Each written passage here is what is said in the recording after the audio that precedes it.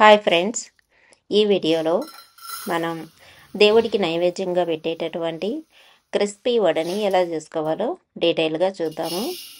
దీనికోసం నేను ఇక్కడ పొట్టు మినపప్పు తీసుకుంటున్నాను 2 కప్పులు. ఈ 2 కప్పులు ఒక 300 గ్రామ్స్ ఉంటాయి. మీ దగ్గర మినుములు ఉన్నట్లయితే ఆ మినుముల్ని కూడా ఇక్కడ యూజ్ చేసుకోవచ్చు. ఈ మినపప్పు కొంచెం వేడెక్కిన తర్వాత ఇందులోకి ఒక 2 ఇంచు వరకు సొంటి వేసుకోవాలి. దీంతో ఒక రాయితో అయినా దీంతో అయినా నలగొట్టినట్లయితే మనం ఇలా పీస్ చేసేసుకోవచ్చు. అలాగే 1 స్పూన్ వరకు మిరియాలు, 1 స్పూను జీలకర్ర వేసుకొని బాగా వేయించుకోవాలి.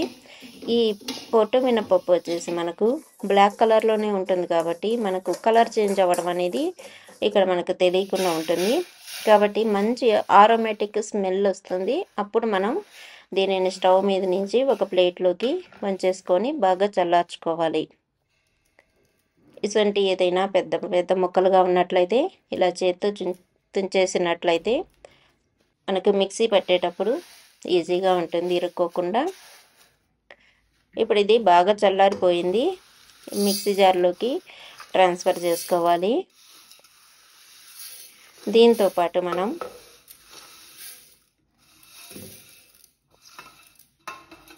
ఇక్కడ అన్ని డైజెషన్ చేసేటటువంటి వస్తువుల్ని యాడ్ చేసుకుంటాము. ఒక 2 పెంచుల వరకు అంటే 2 చిటికెళ్ళు ఇంగువ వేసుకోవాలి. 1 టీ స్పూను వామ్ వేసుకోవాలి. దీనిని కొంచెం బరకగా మిక్సీ పట్టుకోవాలి. ఈ ఇంగువ అనేది బాగా డైజెషన్కి యూజ్ అవుతుంది ఈ రెసిపీలో. మినుములు, మినపప్పు ఇవన్నీ కూడా హార్డ్గా ఉంటాయి కాబట్టి ఇవన్నీ కూడా దేవుడికి నైవేద్యంగా పెట్టేటప్పుడు వేస్తారు. దీన్ని ఒక ప్లేట్లోకి వంచేసుకొని తగినంత సాల్ట్ వేసుకొని బాగా కలుపుకొని దాని తర్వాత నార్మల్ వాటర్, ఎటువంటి హాట్ వాటర్ అయితే యూజ్ చేయలేదు నేను. ఇక్కడ నార్మల్ వాటర్ని కొంచెం వేసుకుంటూ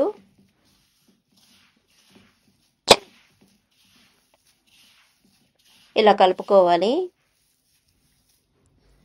మనకి ఇలా కలుపుకుంటున్నప్పుడు ఇలా ముద్ద అవుతున్నదా లేదో చూసుకోవాలి. మినపప్పులో ఆల్రెడీ జిగట అనేది ఉంటుంది కాబట్టి ఈజీగా మనకి విరిగిపోకుండా వస్తాయి.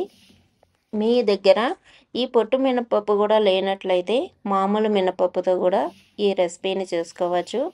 ఇలా కొంచెం వాటర్ వేసుకుంటూ, ఎక్కువ వాటర్ అయితే వేయకూడదు. ఎక్కువ వాటర్ వేసినప్పుడు ఏమవుతుందంటే ఈ వడలు అనేవి సరిగా కాలకుండా ఉంటాయి. అలాగే ఆయిల్ పీల్చుకొని మనం తినేటప్పుడు కూడా ఆయిలీగా ఉంటాయి. ఎక్కువ రోజులు నిల్వ ఉండవు ఇవి. అందుకని మనం తక్కువ వాటర్తోటి ఈ పిండిని బాగా కలుపుకోవాలి. ఈ పిండి కలిపేదానికే మనకు 4-5 నిమిషాలు టైం పడుతుంది. ఈ పిండిని ఇలా ముద్ద చేసుకోవాలి. ముద్ద చేసుకున్నప్పుడు మనకు అర్థమవుతుంది బాగా కలిసిందా లేదా అనేది. ఇలా ముద్ద అయినప్పుడు మాత్రమే మనకు విరిగిపోకుండా వస్తాయి. ఇప్పుడు దీనిని చిన్న ఉండలుగా చేసుకోవాలి. నేను వేసినటువంటి 300 గ్రాముల పొట్టు మినపప్పుకి ఒక 15 మాత్రమే ఈ వడలు అనేవి వస్తాయి. మీరు ఎక్కువ కావాలి అంటే ఎక్కువ పప్పు కూడా వేసుకోవచ్చు. దాంతోపాటు మిగతా ఇంగ్రీడియంట్స్ కూడా పెంచుకోవాలి. ఇలా అన్ని ముద్దలు చేసి పెట్టుకున్నట్లయితే మనకు ఫాస్ట్గా అయిపోతుంది. ఇది చాలా త్వరగా ఒక 20 to 30 మినిట్స్లోనే ఫాస్ట్గా అయిపోయేటటువంటి రెసిపీ ఇది. నేను ప్రసాదం కోసం ఈ ధనుర్మాసంలో చేసినటువంటిది. ఆల్రెడీ షార్ట్ అనేది అప్లోడ్ చేస్తున్నాను. ఈ వడలు అనేటటువంటివి డైలీ ఒకటి తిన్నా కూడా ప్రతి ఒక్కరూ చాలా హెల్తీగా ఉంటారు. ఇవి 1 మంత్ వరకు మనం స్టోర్ చేసి పెట్టుకోవచ్చు. ఇలా మనకు ప్రెషర్ ఉంటుంది కదా, దీంతో అయితే మనకి చెయ్యి నొప్పి అనేది రాకుండా ఈజీగా ఫాస్ట్గా అయిపోతుంది. ఈ పూరి ప్రెషర్ అనేది ఉంటే మనకి చాలా వంటలకి యూజ్ అవుతుంది. చాలా పల్చగా చక్కగా విరిగిపోకుండా వస్తాయి ఇవి. ఒక పేపర్, ఆయిల్ పేపర్ కానీ, మిల్క్ పేపర్ కానీ, లేకపోతే ప్లాస్టిక్ పేపర్ అయినా యూజ్ చేసి ఇవి చేసేసుకోవచ్చు. ఇప్పుడు బాగా హీట్ ఎక్కిన ఆయిల్లో మీడియం ఫ్లేమ్లో పెట్టుకొని ఇవి ఎన్ని పడితే అన్నీ మనం వేసేసుకోవచ్చు. సన్నగా ఉంటాయి కాబట్టి కొంచెం త్వరగానే ఫ్రై అయిపోతాయి. ఇది మంచి హెల్తీ రెసిపీ. ఎప్పుడు స్టోర్ చేసి పెట్టుకోవడం వలన మనకి ఎప్పుడైనా వీక్నెస్ ఉన్నా కూడా ఒకటి తిన్నట్లయితే మనకు తిరిగి స్ట్రెంత్ని తీసుకోవచ్చు. ఇలా అన్నీ చేసేసుకున్నట్లయితే ఈజీగా వస్తాయి. ఆల్రెడీ నేను మామూలు మినపప్పుతో కూడా ఈ వీడియో పెట్టున్నాను షార్ట్స్లో. సేమ్ ఈ రెసిపీ ఎలా చేసానో అలాగే చేస్తుంది అది కూడాను. కానీ పొట్టు ఉన్నంత వల్ల మనకు ఎక్కువ ఫైబర్ అనేది వస్తుంది, ఎక్కువ హెల్తీ కూడా ఉంటుంది. ఆ పొట్టు కింద ఉండేటటువంటి ఇంకొక లేయర్ కూడా మన హెల్త్కి చాలా చాలా ఇంపార్టెంట్. అది ఇలా మనం టర్న్ చేసుకొని కాసేపు అయిన తర్వాత రెండు పక్కల కాల్చుకున్నట్లయితే ఇవి లైట్గా మాత్రమే కలర్ మారుతాయి, ఎందుకంటే బ్లాక్ కలర్లోనే ఉంటాయి కాబట్టి లైట్గా మారుతాయి.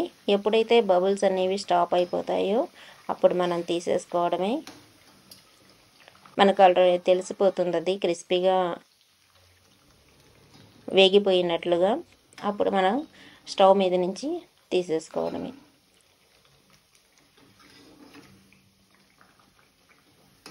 ప్రతి ఒక్కరు కూడా తప్పకుండా ట్రై చేయండి. ఈ రెసిపీని 1 కేజీ వరకు చేసి పెట్టుకోవచ్చు. ఒక 4-5 ఉన్నప్పుడు డైలీ తీసుకోవచ్చు. టీ స్నాక్ తోటి కానీ ఎప్పుడైనా తినాలనిపించినా కూడా తినచ్చు. ఇది పిల్లలకి బాక్స్లో స్నాక్స్ లాగా కూడా హెల్తీగా పెట్టి పంపించవచ్చు. ఇలా ఒకటి పైకి వచ్చిన తర్వాత ఇంకొకటి వేసుకున్నట్లయితే మనకు రెండు పక్కల బాగా వేగుతాయి, ఒకదానికొకటి అతుక్కోకుండా వేగుతాయి అన్నమాట. మనం పోసుకునే ఆయిల్ని బట్టి మనం వేసేసుకోవచ్చు.